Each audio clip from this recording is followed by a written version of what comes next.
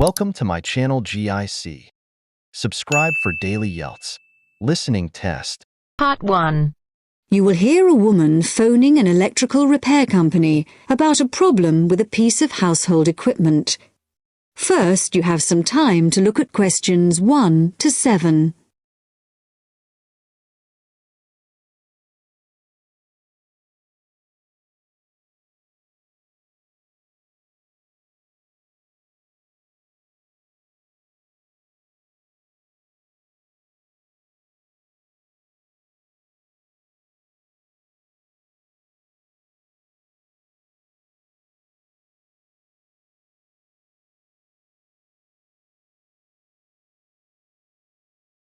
Now we shall begin. You should answer the questions as you listen, because you will not hear the recording a second time. Listen carefully and answer questions 1 to 7. Hello, Sinclair Electrical Services, Kevin speaking. Oh, good morning. I believe you do television repairs. That's right, we do. Well, my television's not working, but I don't have a car. Can you come round to see it? That shouldn't be a problem. Good. Can I just take a few details then? Certainly. So, if I could start with your name? Yes, it's Mrs. Douglas. Douglas? It's double S at the end, actually. OK, and the address? 135 Park Hill Avenue. In Somerton? That's right. And would you like my phone number? Yes, please. It's 765 482. 428? No, 82. OK, right. So, what's the problem with the television? Low volume. Even when you turn it up to maximum, it doesn't seem to make much difference. I mean, it's quite an old TV, but it's always worked perfectly well up to now. And the picture's okay. I did wonder. We had a power cut a couple of days ago, and it's not been right since then. I don't know if that could have affected it. It certainly might have something to do with it. Anyway, I'll come over and have a look. Can you tell me the make and model number by any chance? The number will be on the back of the TV. Yes, it's Schneider. That's SCHNEIDER. And the model number's, let me see. Yes, it's SVV5002. Right. Is that a fairly recent model? Not really. I got it 7 years ago. I remember the date because it was the year after I moved into this house, and that was 8 years ago. I hope you can fix it. I really don't want to buy another one. Before you hear the rest of the talk, you have some time to look at questions 8 to 10.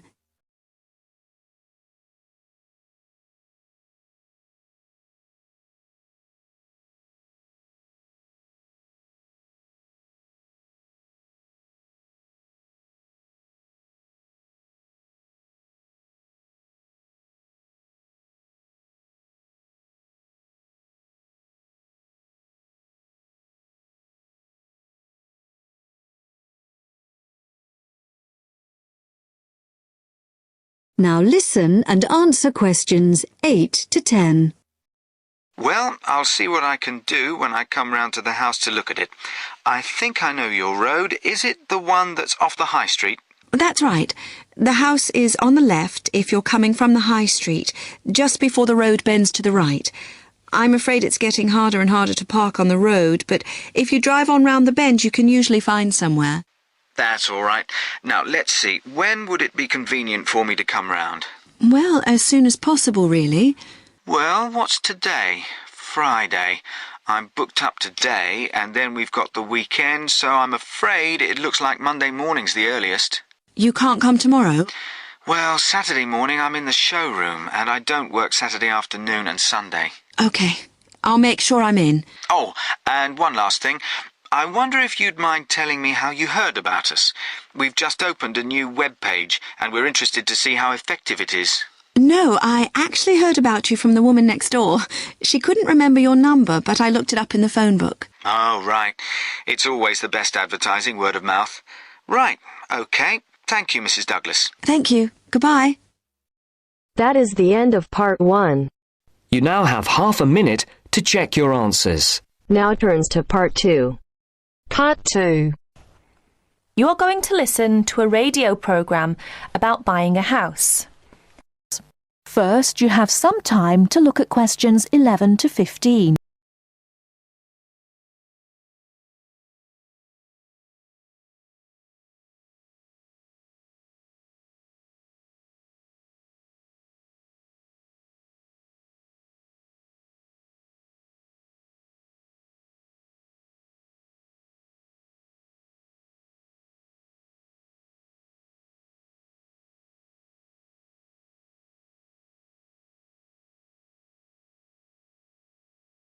Now, listen carefully and answer questions 11 to 15.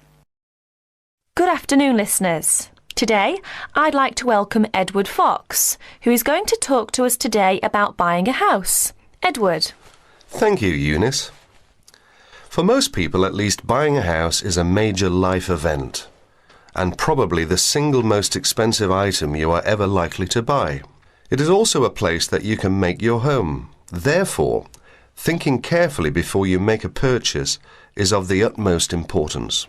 One of the most important things to consider before buying any property is the location, because remember, it is where you plan to spend a large part of your life, or indeed the rest of your life in some circumstances. Therefore, consider the type of life you enjoy leading. Are you a very sociable person who enjoys nightclubs and discos? If so, then you may wish to consider something close to the city, or indeed in a city where it is convenient for all types of nightlife. On the other hand, if, like me, you prefer a quieter life, then you may want to consider something away from the city. However, do remember that proximity to your place of work is also important. Indeed, we spend most of our life at work, and you don't want to have to spend 2 or more hours every day travelling to work now, do you? Therefore, transport is the utmost importance. City suburbs, however, are often conveniently located for commuting to work. All for shopping. Without being in the heart of a busy city. You may, however, think that a house in the suburbs would be far too expensive. Yet houses located in cities can often exceed the price of suburban houses. So check out the prices. You may be surprised. Family is another important consideration. You may prefer a house that is away from a busy street or main road. And of course, remember that children have to attend school. Is there a good school in the area, or would your children have to travel a long distance to get to school? Therefore, if you have children, or you plan to have children, location is a very important factor. And of course, remember that a family influences the size of the property. Before you hear the rest of the talk, you have some time to look at questions 16 to 20.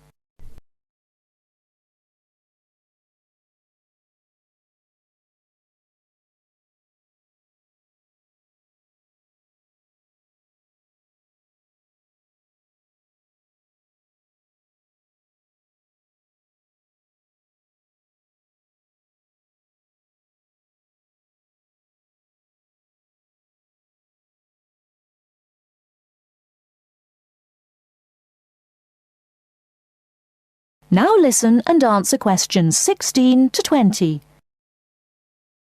And of course, remember that a family influences the size of the property. There are, of course, various types of houses. There are detached houses which stand alone and are not joined by to another building. Then there are semi-detached houses, which, incidentally, are the most common, and for good reason. Because they are less expensive than detached houses, this is because they are, in fact, 2 houses joined together, and therefore take up less space. And finally, there are townhouses, which are many houses joined together to form a long row. But don't think that townhouses are less expensive than semi-detached houses. They rarely are. This is because they are usually built in cities where the prices of property is very expensive indeed. The age of property is another consideration. If you're considering buying an old house, beware. You may be faced with expensive repairs and renovation bills. So have the house thoroughly checked by a professional surveyor before you decide to buy. But then again, there are things you can look for yourself. Things such as the condition of the woodwork, especially doors and windows that can be expensive to replace. More importantly, make sure all the fixtures and fittings, things such as cupboards, sinks, taps, bathtubs, are all in good working order, because replacing kitchens and bathrooms can be a very costly business. And don't forget the garden. If the property has one, if you enjoy gardening, then fine. But if you don't enjoy gardening, then you may prefer a small garden as opposed to a big one. But even if you do enjoy gardening, it is important to remember that gardens take up a lot of your time. So keeping a garden in good order may be very difficult if you work long hours. One final thing is the general feel of the place. Does it have a good atmosphere? And most importantly of all, would you feel comfortable living there? Thank you, Edward. But I'm afraid that's all we have time for today. But I'll be back next Wednesday when my guest speaker will be talking about buying a computer. So until then, bye for now. That is the end of part 2. You now have half a minute to check your answer. Part 3. Part 3. You will now hear a radio talk on agricultural regulations. First, you have some time to look at questions 21 to 25.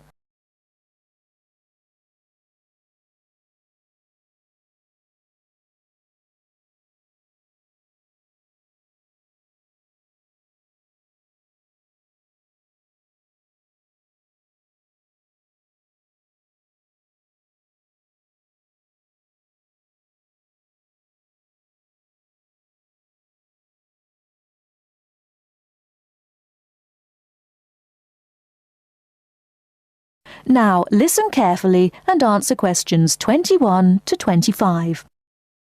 Could there be clearer proof of the arrogance and indifference of those who are supposed to keep our food safe than the muzzling of John Verrill? Agriculture is a business, true, and businesses have to make money. But this shows how ministers and officials put the profits of the agriculture business before the well-being of the British people. Mr. Verrill, a pharmaceutical chemist, was appointed to represent consumers on one of the many committees that advise the government on food safety. When he tried to do his job, though, and wanted to warn ministers of a danger to children's health, he was refused permission to do so. The danger comes from hormones given to cattle in the USA and some other countries to make them grow faster. They speed up the animal's development to maturity, thus making meat production more profitable. There have, however, long been fears that the hormones have horrendous effects on the people who eat them, causing diseases as serious as cancer. Once these hormones were used on British cattle too, but over 20 years ago they were banned in Europe for being too dangerous. Indeed, so concerned is the European Union that it banned imports of hormone-fed beef years ago, much to the fury of the US government, which wants to sell it all over the world. Several years ago, the USA and Canada asked the World Trade Organization to declare the ban illegal and to punish Europe for failing to lift it. The WTO, with its long record of refusing to let environmental or safety concerns interfere with trade, agreed, imposing fines of more than $120 million a year on the EU for its refusal to back down. The British government now backs the Americans, claiming that there is no proof that hormone-fed beef does any harm. This is where Mr. Verrill comes in. He is very angry with the government, especially as their claim comes out just after a Danish study shows that growth hormones are 200 times more dangerous than was previously thought. Worried by these findings, Mr. Verrill spoke to government representatives, who did nothing. Before you hear the rest of the talk, you have some time to look at questions 26 to 30.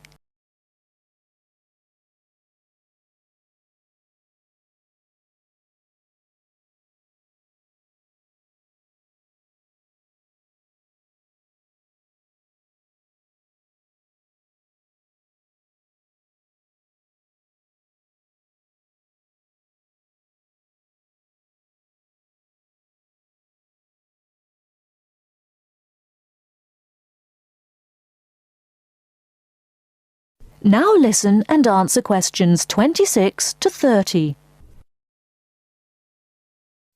Not only that, but they have not been testing beef which is imported, which, by law, they are required to do.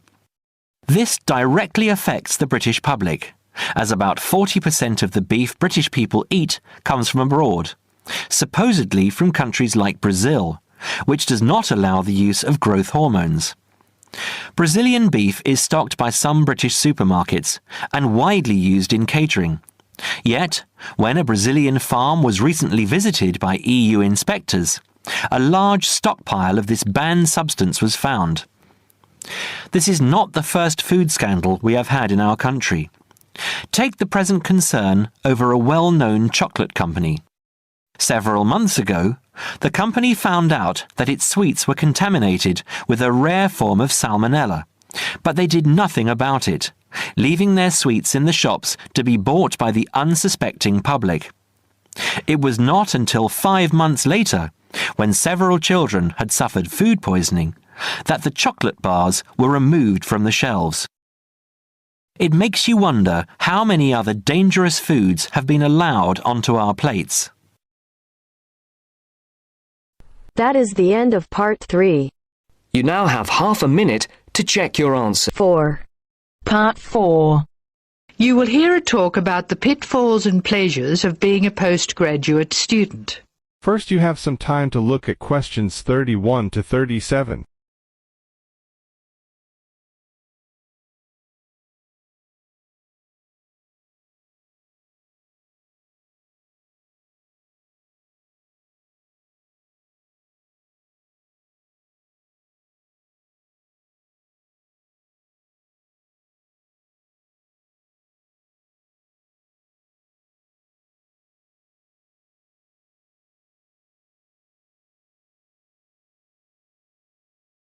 Listen carefully and answer questions 31 to 37. Postgraduates are about as easy to define as catching steam in a bucket. Courses can be vocational, for training, as research, as a preparation for research, or a combination of these. Also, you can choose between full-time and part-time. Increasingly, the approach to postgraduate study is becoming modular. The vast majority of postgraduates are doing short, taught courses, many of which provide specific vocational training. Indeed, there has been a 400% increase in postgraduate numbers in Britain over the past 20 years. Current figures stand at just under 400,000. People undertake postgraduate study for many reasons. These may be academic, intellectual challenge, development of knowledge, vocational, training for a specific career goal, or only vague, drifting into further study. It is essential that you determine the reasons you want to become a postgraduate. If you have clear goals and reasons for studying, this will enhance your learning experience and help you to remain focused and motivated throughout your course. Where you study should be based on much more than the course you want to do. For some courses, you're likely to be there for several years, and it is important that you are happy living there. Check also what type of accommodation is available, and whether the institution provides any housing specifically for postgraduates. Choosing an institution and department is a difficult process. To determine quality, do not rely on the reputation of an institution, but find out what the ratings are from the most recent assessment exercises. Find out about the staff, their reputation, competence, enthusiasm, and friendliness. Visit the department if possible, and talk to existing postgraduates about their experience, satisfaction, comments, and complaints. Be very careful to check how they feel about their supervisors. Also, check what facilities are available, both at an institutional level, for example libraries, laboratory and computing facilities, and in the department, for example study room, desk, photocopying, secretarial support, etc. Everyone will have their own priorities here. I am always anxious to check the computer support available and regard it as slightly more important than library access. Your working environment and the support available to you plays an essential part in making your work as a postgraduate a positive experience. Life as a postgraduate can be very different to your other experiences of education. Things that can distinguish your experience are the level of study, independence of working, intensity of the course, the demands on your time, and often the fact that you're older than the majority of students. These factors can contribute to making you feel isolated. However, there are several ways you can make sure that this is either short-lived or does not happen at all. Many student unions have postgraduate societies that organise social events and may also provide representation for postgraduates to both the student union and the institution. Departments can also help to create a sense of identity and community, and often have discussion groups available. Don't be afraid to talk to staff about any difficulties you might be having. Of course, universities provide counselling services, but we have found that the best advice comes from talking to other postgraduates who may have faced similar difficulties. Look at questions 38 to 40.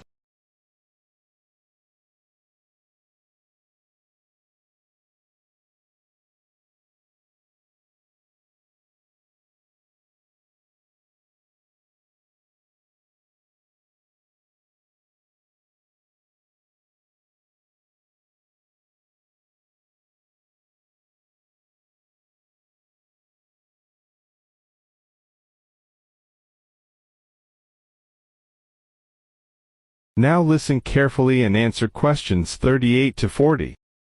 Financial planning is essential, since the government excludes postgraduates from student loans, and it can be difficult to maintain your student status with banks. This has implications for free banking and overdraft facilities. Do not underestimate your living costs, including food, accommodation and travel. And be careful not to budget for everything except a social life. Funding a course is one of the most challenging things people face when considering postgraduate study. Most postgraduate students finance themselves. They pay often very large fees to the institution and receive no maintenance income to support their study. Make sure you know exactly what your costs will be. Institutions often hide extra fees, like laboratory costs, behind the headline fee rate advertised. Funding can come from various sources: research councils, charities, trust funds, institutional scholarships, local education authorities, and professional bodies and organisations all offer various levels of funding. As I said before, the government excludes postgraduates from student loans, so it is essential you look to other sources. Career development loans are available from high street banks. The best advice on funding is to be proactive, persistent and patient. The postgraduate community in Britain is multinational, has a wide range of experience of life and work, and an exciting mix of goals, both career and academic. Being a postgraduate student should be a productive and fulfilling thing to do, and you will become part of a diverse and motivated social group. That is the end of part 4. You now have half a minute to check your answers.